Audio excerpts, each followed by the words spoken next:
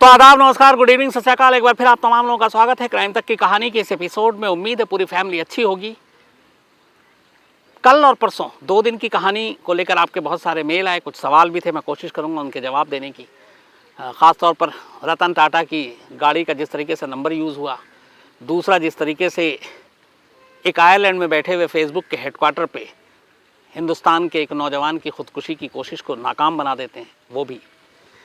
आज की कहानी शुरू करूं उससे पहले थोड़ा अपडेट। आज सुबह सुबह खबर आई, आप लोगों ने भी सुना होगा कि किस तरह से अमेरिका में दंगे हुए, वहां की पार्लियामेंट और सीनेट मेंबर्स को घेरने की कोशिश की गई। वजह यह है कि अमेरिका में अब सत्ता हस्तांतरण होना है। जो बिडेन यूएस के नए प्रेसिडेंट होने जा रहे हैं, डोनाल्ड ट्रंप का कार्यकाल ख़त्म होना है, लेकिन डोनाल्ड ट्रंप के समर्थक जो हैं उनकी हार को पचा नहीं पा रहे। हालांकि एक एक कर अब तमाम बाधाएं दूर हो गई हैं। जो बिडेन की इस कुर्सी तक पहुंचने की जो कोशिश है उसको लेकर जो भी तमाम आपत्तियां थीं, जो शिकायतें थीं इलेक्शन के रिज़ल्ट को लेकर, वो वहाँ की कांग्रेस और बाकी तमाम लोगों ने खारिज कर दी हैं। कोर्ट ने भी सारे ऐसी चीज़ों को मना कर दिया है। तो अब डोनाल्ड ट्रंप की रवानगी तय है और जो बिडेन यूएस के नेक्स्ट प्रेसिडेंट बनेंगे। इसी मंथ वो शपथ लेंगे, ये भी तय है।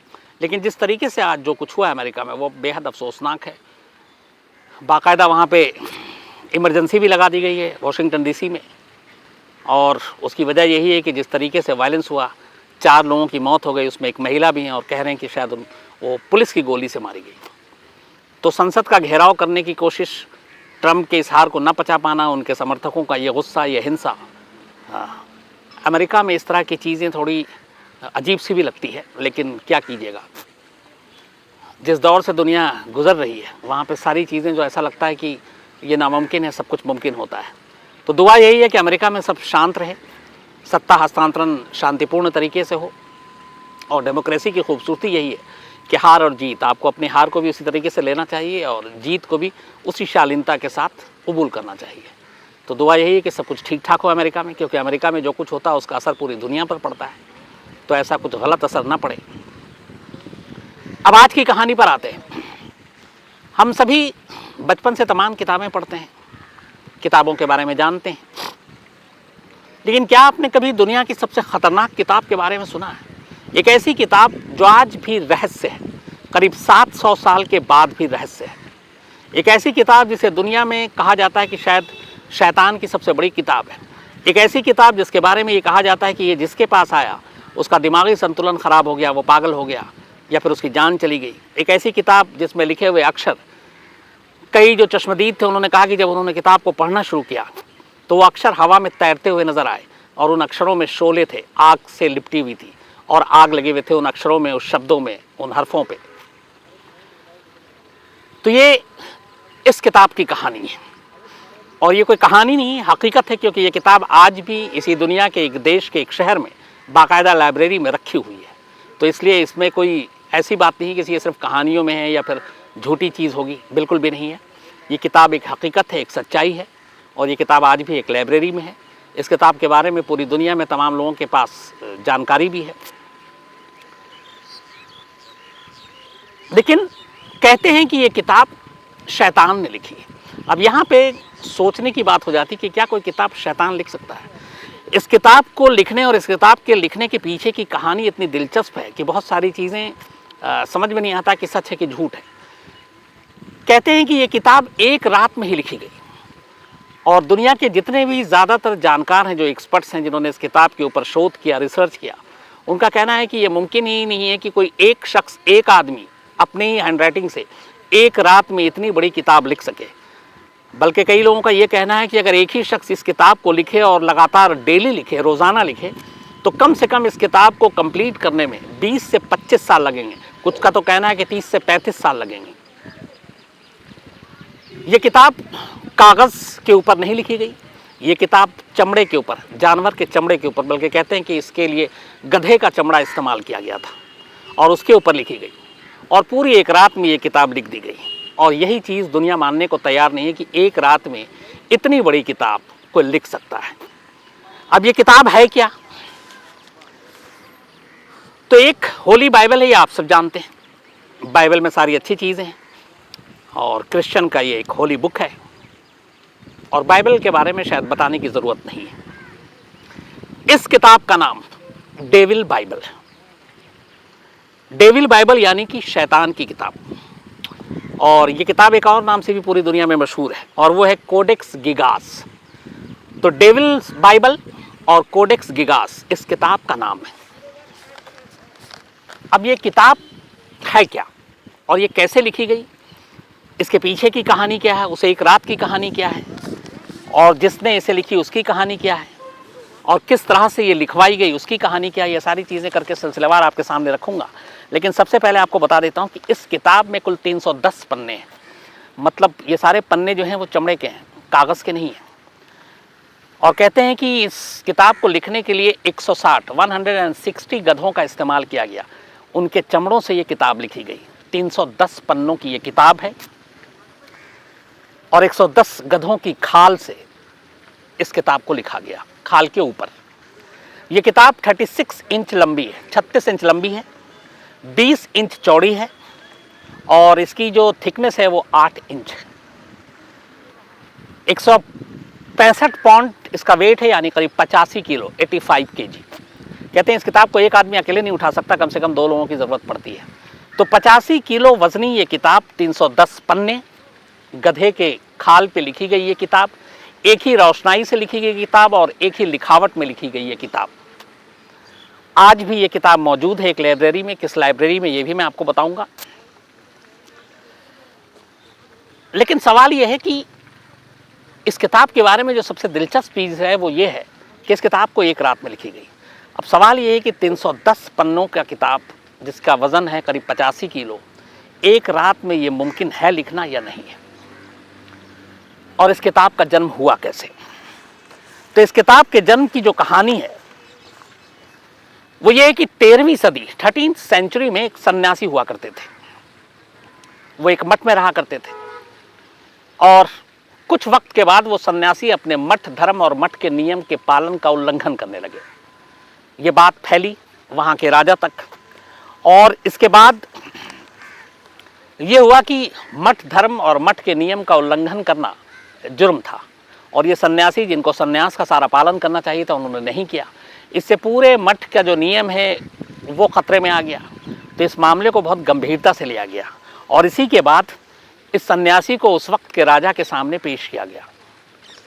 ये चेक गणराज्य की बात है, चेक रिपब्लिक, चेकोस्लोवाकिया जिसे अभी हम कहते हैं जो देश है, ये वहाँ की कहानी है।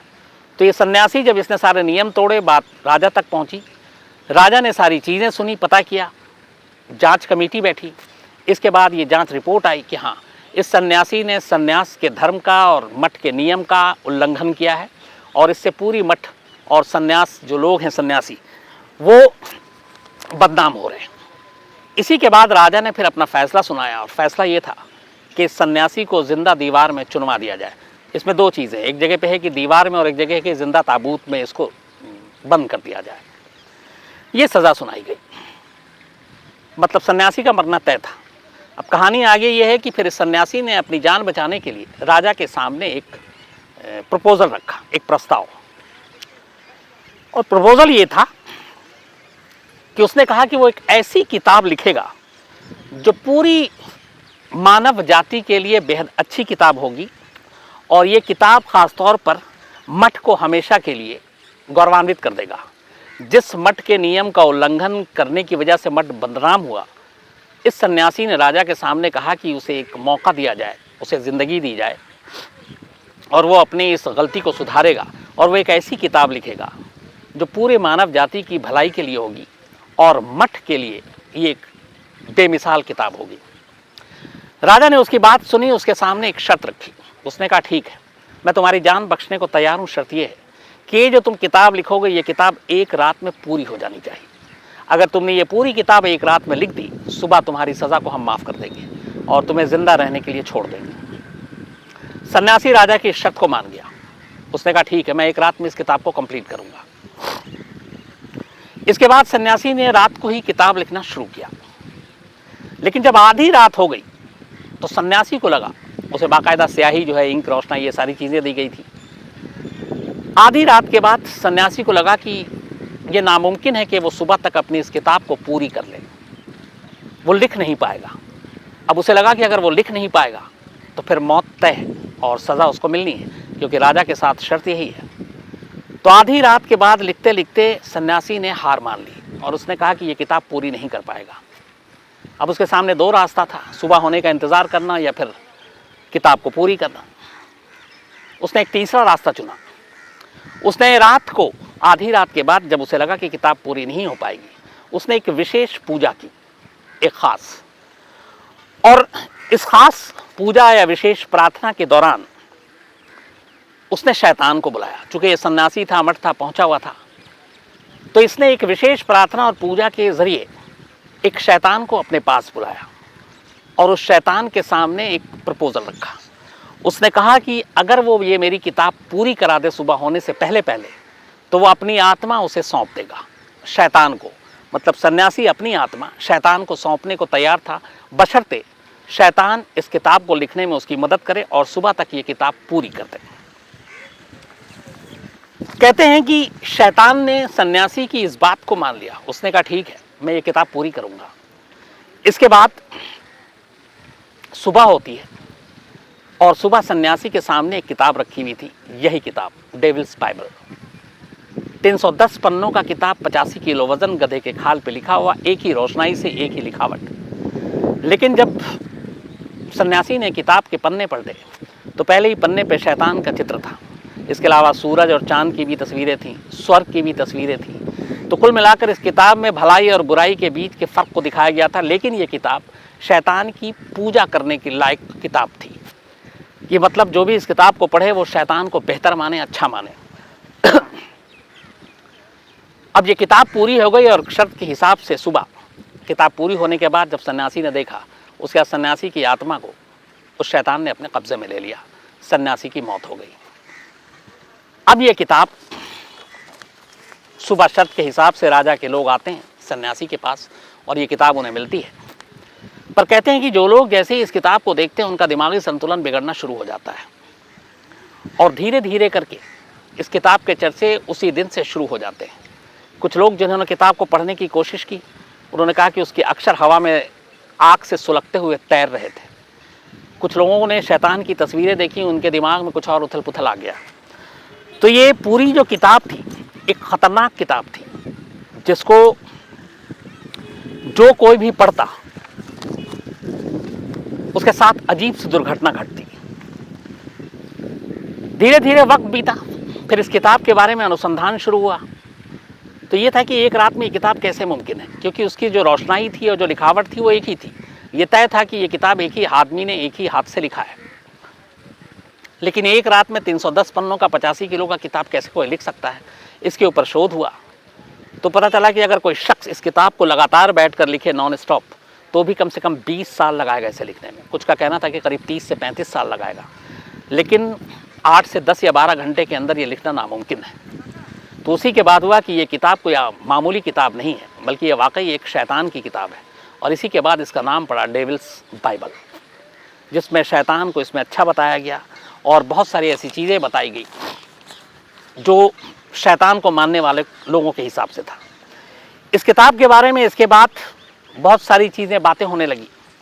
एक खबर ये भी आई कि दरअसल में ये जो किताब थी, आपको मैंने इसी क्राइम की कहानी में एक इल्यूमिनाटी की सीक्रेट सर्विस की कहानी सुनाई थी कि दुनिया में एक ऐसी खुफिया एजेंसी है जिसके बारे में बेहद सब कुछ खुफिया है और आज भी हैं इनके लोग। पूरी दुनिया में बड़े बड़े लोग इसके साथ जुड़े हुए हैं। इवन जॉन एफ कैनेडी के कत्ल के पीछे भी इल्यूमिनाटी गैंग का हाथ माना गया था, जो दुनिया की एक सीक्रेट सर्विस के तौर पे, और सबसे पहली सीक्रेट सर्विस ये दुनिया की थी इल्यूमिनाटी। तो कहते हैं कि ये किताब असल में इल्यूमिनाटी सीक्रेट सर्विस का एक हिस्सा है और इस किताब में सारी चीज़ें खुफिया कोडवर्ड में लिखी हैं, जिसका वक्त वक्त पर इल्यूमिनाटी के लोग इस्तेमाल करते हैं। और ये किताब शैतानी रास्ते पर ले जाने की प्रेरणा देती है। तो एक किताब को लेकर इसमें ये चीज़ है। दूसरा यह है कि आज भी ये किताब चेक गणराज्य चेकोस्लोवाकिया, वहाँ के स्टॉकहोम, वहाँ की एक लाइब्रेरी में बिल्कुल सुरक्षित और महफूज रखी गई है।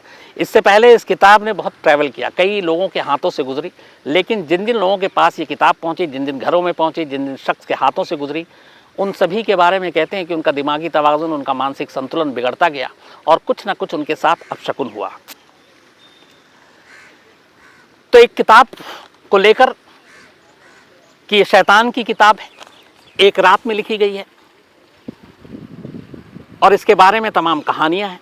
लेकिन आज 700 साल हो गए, ये 13th सेंचुरी की बात है, अब हम 2021 में आ गए, तो अभी भी ये पुख्ता तौर पे कोई नहीं बता पाया कि ये किताब एक रात में लिखी गई या कब लिखी गई। लेकिन जितने सबूत हैं वो ये है कि एक रात में ही ये किताब लिखी गई थी। ये किताब शैतान ने लिखी, इसको भी मानने वाले लोग तमाम मौजूद हैं, और उसकी वजह यह है कि ये किताब आज भी एक महफूज जगह पर है।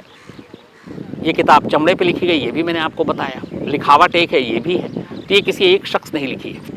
लेकिन इस किताब को लिखने का मकसद क्या था, इस किताब के ज़रिए कौन क्या कहना चाहता था, और इस किताब के साथ जुड़ी हुई तमाम सच्चाइयों में कितनी सच्चाई है, ये आज भी एक राज और रहस्य है। बहुत सारे लोगों ने 20-20 साल तक इस डेविल्स बाइबल के ऊपर रिसर्च किया। बहुत सारे लोगों ने इसकी लिखावट, गधे की उस खाल, राजा की वो कहानी, उस सन्यासी की कहानी, इन सब की गहराई में गए। लेकिन सिवाय इसके कि ये वाकई ये किताब एक सच्चाई है, क्योंकि ये किताब आज भी ज़िंदा है, आज भी महफूज है, बाकी इसके पीछे की जो सारी कहानियाँ हैं उस तक कोई नहीं पहुँच पाया।